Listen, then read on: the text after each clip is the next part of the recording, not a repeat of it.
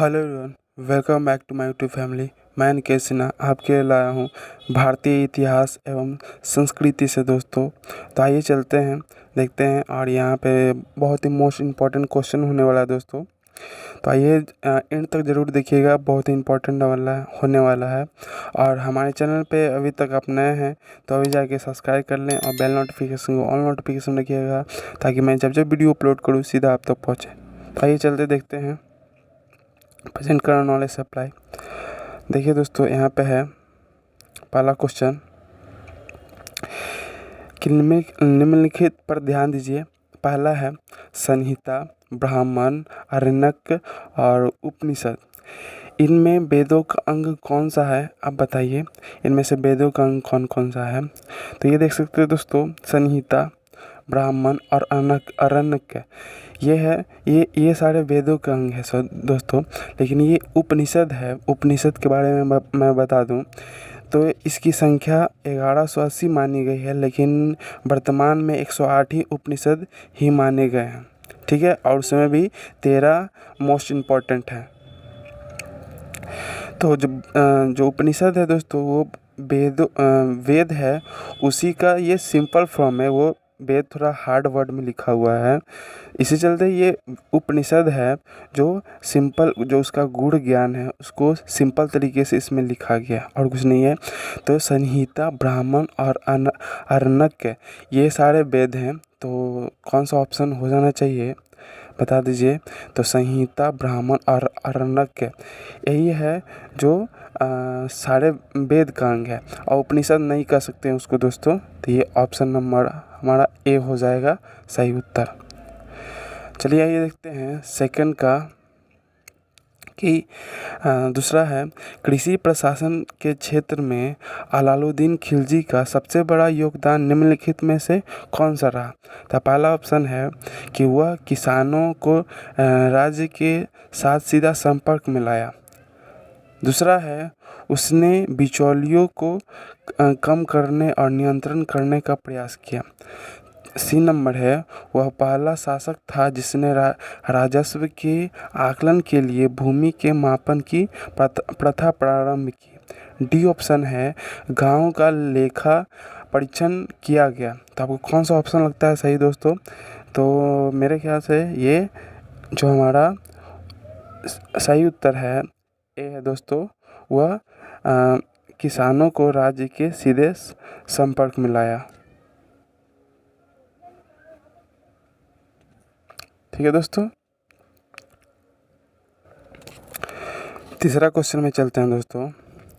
तीसरा क्वेश्चन क्या कहता है? तीसरा है 1417 में बहने वाली राज्य का दौरा करने वाला यात्री था। मतलब कि 1417 में बहने वाली राज्य का दौरा करने वाला यात्री कौन था? तो पहला ऑप्शन है दोस्तों मार्को पोलो, बी है निकोलो कॉन्टी, और सी नंबर में अथनियस निकितन, और डी नंबर में इब्न बतूता। तो आपको इसका सही आंसर है दोस्तों ये अर्थनियस निकेतन है दोस्तों, इसका सही जवाब। चलिए चौथा में देखते हैं। जो भारत में सूफीवाद का संस्थापक कौन था दोस्तों? पहला ऑप्शन है ख्वाजा कुतुबुद्दीन बख्तियार काकी। बी ऑप्शन है शेख निज़ामुद्दीन औलिया। सी ऑप्शन है ख्वाजा मोइनुद्दीन चिश्ती। डी ऑप्शन है शेख नसरुद्दीन महमूद। इसका सही उत्तर है दोस्तों सी, ख्वाजा मोइनुद्दीन चिश्ती। ठीक है दोस्तों, चलिए पाँचवें में चलते हैं। क्या कहता है? पांचवा है विक्रमशिला विश्वविद्यालय का संस्थापक था। कौन था दोस्तों? तो आइए देखते हैं। पहला ऑप्शन है ए नंद, बी है हर्षवर्धन, सी ऑप्शन है शशांक, और डी ऑप्शन है धर्मपाल। तो इसका सही जवाब क्या होगा दोस्तों? तो इसका सही जवाब हो जाएगा धर्मपाल थे। जो धर्मपाल ही जो थे वो विक्रमशिला विश्वविद्यालय के संस्थापक थे। छठा नंबर क्वेश्चन है दोस्तों, सिकंदर ने जब भारत पर आक्रमण किया उस समय मगध का शासक कौन था? तो पहला ऑप्शन है दोस्तों नंद, बी ऑप्शन है शिशुनाग, सी है आर्यक और डी ऑप्शन है मौर्य। तो जो सिकंदर ने जब भारत पर आक्रमण किया था उस समय जो मगध का शासक था वो है नंद ही थे, जो उसमें सिकंदर वो राजा थे सिकंदर ने जब हमला किया था। डी ऑप्शन है सेवन क्वेश्चन है कि निम्नलिखित में से किस भाषा में दलित संहिता अधिक उजागर हुआ? तो ए ऑप्शन है दोस्तों पंजाबी, बी ऑप्शन है असमी और सी ऑप्शन है मराठी और डी ऑप्शन है उड़िया। तो सबसे जो दलित के समय उजागर हुआ था वो है मराठी लैंग्वेज। बहुत ही मराठी जो भाषा था वो दलित संहिता था अधिक उजागर हुआ था दोस्तों। आठवां क्वेश्चन है कि निम्नलिखित में से कौन सा अवश्यमेव एकल नृत्य है?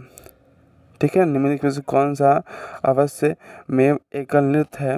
तो ए ऑप्शन है कुचिपुड़ी, बी ऑप्शन है कथक, सी ऑप्शन है मणिपुरी, डी ऑप्शन है मोहिनी अट्टम। तो इसका सही जवाब हो जाएगा दोस्तों मोहिनी अट्टम। मोहिनी अट्टम है जो अवशेष एकल नृत्य है दोस्तों। नौवां क्वेश्चन है हमारा कि भीमसेन जोशी का संबंध है, पंडित भीमसेन जोशी का संबंध किससे है? तो ए ऑप्शन है सारंगी से, बी ऑप्शन है तबला से और सी ऑप्शन है शास्त्रीय गायन से और डी ऑप्शन है गिटार से। तो इसका सही जवाब बता दीजिए दोस्तों, आपको कुछ याद है तो मैंने बताने से पहले आप इसका ऑप्शन का आंसर दे सकते हैं। तो इसका सही जवाब है दोस्तों शास्त्रीय गायन से उनका संबंध है पंडित भीमसेन का। और 10वां क्वेश्चन है मोहिनी अट्टम का नृत्य है वो विकसित हुआ ए आंध्र प्रदेश में, बी है कर्नाटक में और सी है तमिलनाडु में और डी है केरल में। तो इसका सही जवाब है दोस्तों केरल में जो मोहिनी अट्टम नृत्य है वो विकसित हुआ केरल में ही। 11 नंबर है श्री पेरुम्बुदूर जो दक्षिण भारत में मंदिरों का शहर है वो जन्मभूमि है। तो पहला ऑप्शन है दोस्तों आदि शंकर की, बी ऑप्शन है रामानुजन आचार्य की, सी ऑप्शन है राजीव गांधी की और डी ऑप्शन इनमें से कोई नहीं होगा दोस्तों। तो बताइए इसका सही आंसर क्या है? तो रामानुजन आचार्य की जो है वो श्री पेरुम्बुदूर जो दक्षिण भारत में मंदिरों का शहर है उसे वहाँ है रामानुजन आचार्य की प्रतिमा है। और जो 12 नंबर क्वेश्चन है दोस्तों, ईस्वी की 5वीं सदी में जन्मे हुए आर्यभट्ट थे महान संस्कृत कवि, बी है महान हिंदू तत्ववेता, सी ऑप्शन है प्रसिद्ध गणित शास्त्री और खगोलवेता और डी ऑप्शन है बहुत आदरणीय वैद्य। तो इसका आंसर बता दीजिए दोस्तों, बहुत ही आसान है और बता दीजिए जो महान हिंदू तत्ववेता थे दोस्तों ये आर्यभट्ट महान हिंदू तत्ववेता थे। सॉरी दोस्तों ये महान हिंदू तत्ववेता नहीं थे। सी ऑप्शन है प्रसिद्ध गणित शास्त्री ये थे प्रसिद्ध गणित के शास्त्री और खगोलवेता थे दोस्तों। और 13 नंबर क्वेश्चन है पल्लव राजाओं की राजधानी थी कहाँ थी? तो इसका सही जवाब बताइएगा। पहला है चेन्नई पद्मनाभम और यहाँ है महाबलीपुरम, सी ऑप्शन है कांचीपुरम, डी है मदुरई। इसका सही जवाब बता दीजिए दोस्तों। इसका सही जवाब क्या होगा? पल्लव राजाओं की राजधानी कहाँ थी? पल्लव राजाओं की राजधानी कहाँ थी? तो वो कांचीपुरम में थी। जो कांचीपुरम में इसका पल्लव राजाओं की राजधानी थी। 14 नंबर है, दिव्य जीवन संघ के संस्थापक कौन है? दिव्य जीवन संघ के संस्थापक कौन है? तो ए है रामकृष्ण परमहंस, बी है स्वामी शिवानंद, और सी है स्वामी विवेकानंद, और डी है मदर टेरेसा। तो इसका सही जवाब बता दीजिए दोस्तों। तो स्वामी शिवानंद हैं जो दिव्य जीवन के संस्थापक हैं, स्वामी शिवानंद। 15 नंबर क्वेश्चन है दोस्तों कि किनके शासनकाल में वर्धमान महावीर और गौतम बुद्ध दोनों ने अपने सिद्धांतों के प्रवचन दिए?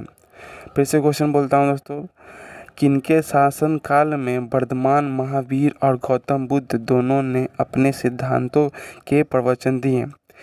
ए ऑप्शन है अजातशत्रु, बी ऑप्शन है बिंबिसार, सी ऑप्शन है नंदी वर्धन, डी ऑप्शन है उदय। तो इसका सही जवाब बता दीजिए दोस्तों। तो इसका सही जवाब है अजातशत्रु। अजातशत्रु के शासनकाल में ही वर्धमान महावीर और गौतम बुद्ध ने दोनों ने अपने सिद्धांतों के प्रवचन दिए थे। 16 नंबर क्वेश्चन है, 7 पेगोड़ा के नाम से प्रसिद्ध पत्थर काट कर बनाए गए मंदिर बनाने वाले थे? ऑप्शन है आपका ए चोल, बी चालुक्य, सी है पल्लव, या फिर राष्ट्रकूट। तो इसका सही जवाब बता दीजिए दोस्तों। इसका सही जवाब बता दीजिए। 7 पेगोड़ा नाम बहुत प्रसिद्ध मंदिर है। इसका सही जवाब है पल्लव। जो पल्लव ही थे, जो 7 पेगोड़ा जो पत्थर को काट कर मंदिर बनाया गया था। 17वां क्वेश्चन है कि निम्नलिखित तमिल विद्वानों में से कौन राजवंशी था? फिर से क्वेश्चन, निम्नलिखित तमिल विद्वानों में से कौन राजवंशी था? ए कंबर, बी तिरुवल्लुवर, और सी है सुब्रमण्यम भरतियार, डी एलंगो। तो इसका सही जवाब बता दीजिए दोस्तों। तो जो एलोंगो थे वही थे। इसका सही जवाब होगा एलोंगो, जो तमिल विद्वान में से एक राजवंशी थे। 18 नंबर क्वेश्चन है, वैदिक काल में सामाजिक विभाजन का आधार था? जो वैदिक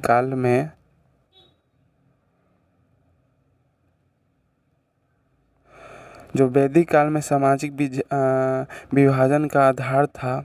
ए जन्म, बी व्यवसाय, सी धर्म, और डी संपत्ति। तो इसका सही जवाब बहुत ही आसान क्वेश्चन है दोस्तों। वेदों में भी इसका वर्णन है। तो जो वैदिक काल में सामाजिक विभाजन का आधार था वो है व्यवसाय। आप कौन सा काम करते हैं उसके आधार पे सामाजिक विभाजन किया गया था। 19 नंबर क्वेश्चन है कि दक्षिण भारत द्वीप कल्प में द्रविड़न पद्धति के स्थापत्य और शिल्प का प्रारंभ करने वाले थे? ए चोल, बी है होयसाल, और सी है पल्लव, और डी है पांड्या। तो इसका सही जवाब बता दीजिए दोस्तों। इसका सही जवाब क्या होगा? बहुत ही फेमस पल्लव राजाओं ने इसका प्रारंभ किया था।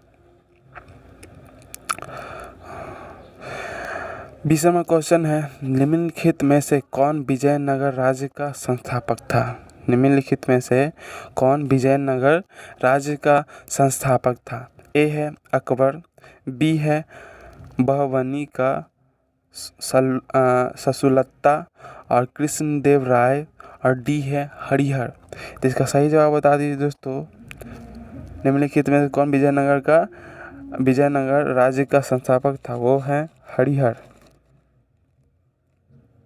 हरिहर हैं दोस्तों जो विजयनगर के राज्य के संस्थापक हैं। 21 नंबर क्वेश्चन है कि 11वीं सदी के चित्रकाम जिस विख्यात शिव मंदिर से खोजे गए वह हैं। ऑप्शन है आपका ए मदुरई, बी है तिरुचिरापल्ली, सी है तंजावुर और डी है नासिक। तो इसका सही जवाब होगा दोस्तों, इसका सही जवाब बता दीजिए। आपको मेरे बताने से पहले आप बता दीजिए। तो यह है तिरुचिरापल्ली। इसका सही जवाब है दोस्तों तिरुचिरापल्ली। इसके जो ईसा 11वीं सदी के त्रिकोण जिस विख्यात जो मंदिर था वो खोजे गए थे, ये तिरुचिरापल्ली। ठीक है। और 22 नंबर क्वेश्चन है, निम्नलिखित में से किस ग्रीक शासक को चंद्रगुप्त मौर्य ने हराया? निम्नलिखित में से किस ग्रीक शासक को चंद्रगुप्त मौर्य ने हराया? ए है डेरियस, बी है अलेक्जेंडर और सी है मैगस्थनीज और डी है सेल्यूकस। तो बता दीजिए दोस्तों इसका सही जवाब। तो निम्नलिखित ग्रीक शासक को चंद्रगुप्त मौर्य ने किसने हराया था? तो सेल्यूकस हो जाएगा दोस्तों, सेल्यूकस इसका सही जवाब। 23 नंबर क्वेश्चन है कि गीत गोविंद गीति काव्य के कवि कौन है? तो गीति गोविंद काव्य के कवि कौन है? तो ए ऑप्शन है व्यास, बी ऑप्शन है भगवान कृष्ण, सी है जयदेव, डी है आदि शंकराचार्य। तो बता दीजिए दोस्तों इसका सही जवाब। इसका सही जवाब होगा सी जयदेव। जयदेव गीत गोविंद के कवि हैं। 24 नंबर है कि दक्षिण भारत के अलवार थे। ए योद्धा, बी व्यापारी, सी संत या डी मूर्तिकार के शिल्पकार एवं चित्रकार। तो इसका सही जवाब हो जाएगा संत है दोस्तों। इसका संत मतलब दक्षिण भारत के अलवार थे संत। 25 नंबर है कि तमिल में संगम कार्य ठहराए जाते हैं प्रारंभिक सदियों से ईसा और ईसा जो पूर्व है 5वीं से 3री सदी की समाविधि में और 5वीं से 8वीं सदी की समाविधि में और 9वीं से 11वीं सदी की समाविधि में। तो इसका सही जवाब हो जाएगा दोस्तों। इसका सही जवाब बता दीजिए। तो ये सही जवाब है हमारा प्रारंभिक सदियों में। इसका सही जवाब। 26 नंबर क्वेश्चन है, ए मेरे वतन के लोगों आँख में भर लो पानी गीत लिखा गया है किसके द्वारा बताइएगा?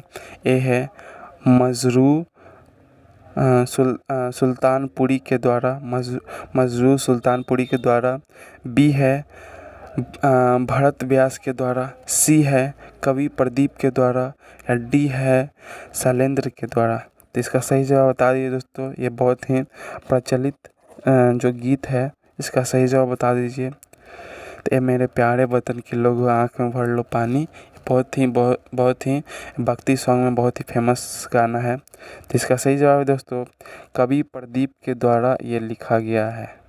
ठीक है।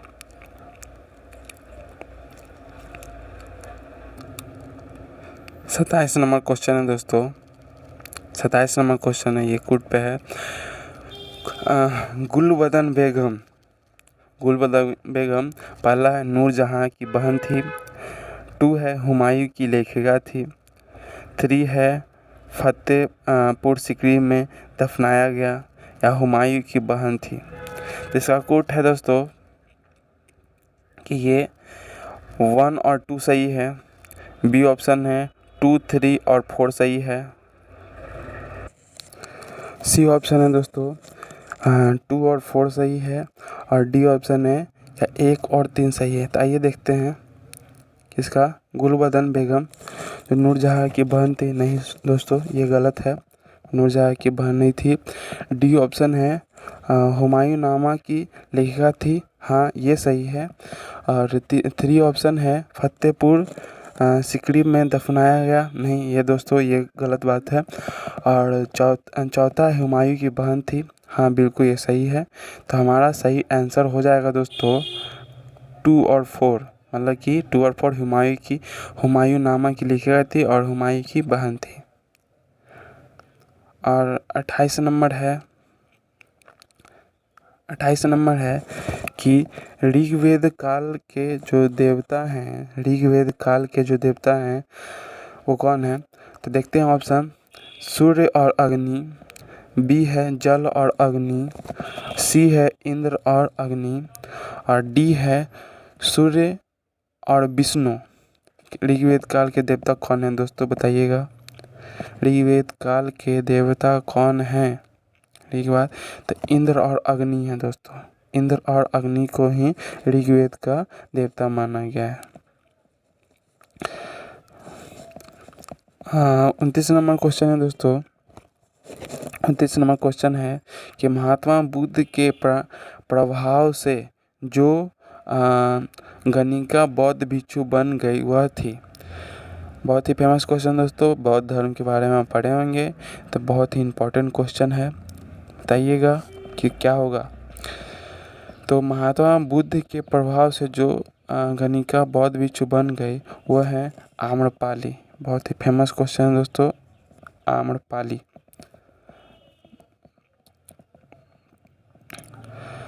उनतीस नंबर क्वेश्चन देख लेते हैं कि पुराणों की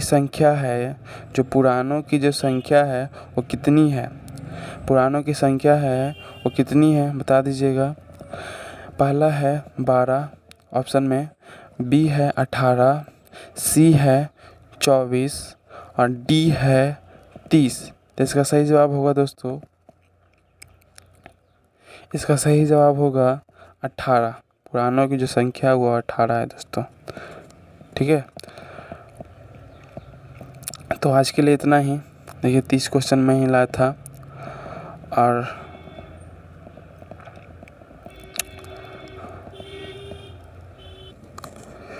तो थैंक यू फॉर वॉचिंग दोस्तों। और हमारे चैनल पे अभी तक नए हैं तो अभी जाके सब्सक्राइब कर लें और बेल नोटिफिकेशन को ऑन नोटिफिकेशन में रखिएगा, ताकि मैं जब वीडियो अपलोड करूँ सीधा आप तक पहुँचे। और ये वीडियो आपको अच्छा लगा हो तो लाइक ज़रूर कर दीजिएगा दोस्तों, और अपने दोस्तों के साथ शेयर ज़रूर करिएगा। और ये हर कॉम्पिटिटिव एग्ज़ाम में आता है दोस्तों, देख लीजिएगा। और हमारे इंस्टाग्राम, आप हमें इंस्टाग्राम पे भी फॉलो कर सकते हैं, ये हमारा हैंडल है। और मतलब कि नॉलेज सप्लाई 073.official। ट्विटर पे भी आप हमें फॉलो कर सकते हैं @knowledgesupple1। तब तक के लिए नमस्कार, थैंक यू, जय हिंद, जय भारत।